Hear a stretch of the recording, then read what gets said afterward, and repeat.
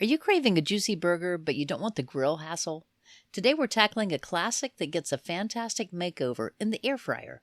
Juicy hamburgers. You know those nights when you don't want to fire up the grill or deal with the messy stovetop? Well, the air fryer is here to save the day, and trust me, you'll be surprised at how delicious and easy these turn out.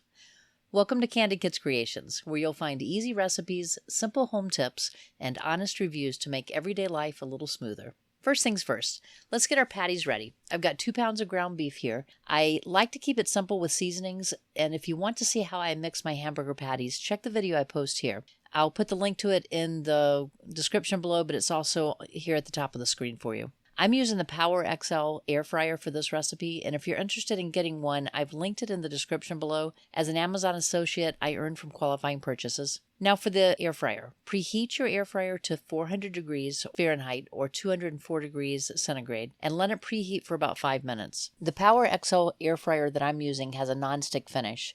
If your air fryer needs it, give the basket a light spray with cooking oil after it's preheated. Then carefully place your hamburger patties in the fryer basket in a single layer. Now, if your air fryer doesn't have a basket, if it's a shelf type, then you're going to put your burgers on whatever it is that comes with yours that would be the equivalent to the basket that I'm using. Don't overcrowd them or they won't cook evenly. You might need to cook in batches depending on the size of your air fryer. I made 8 patties out of the 2 pounds of meat, and I found the basket was able to hold between 3 and 4 patties at a time. Depending on the size of your basket or your tray, you'll be able to fix anywhere between 2 or 3 to 5 or 6. Now for the magic.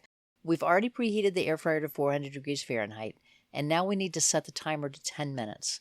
We're going to flip the burgers over halfway through. The exact time will depend on the thickness of your patties and how well done you like them.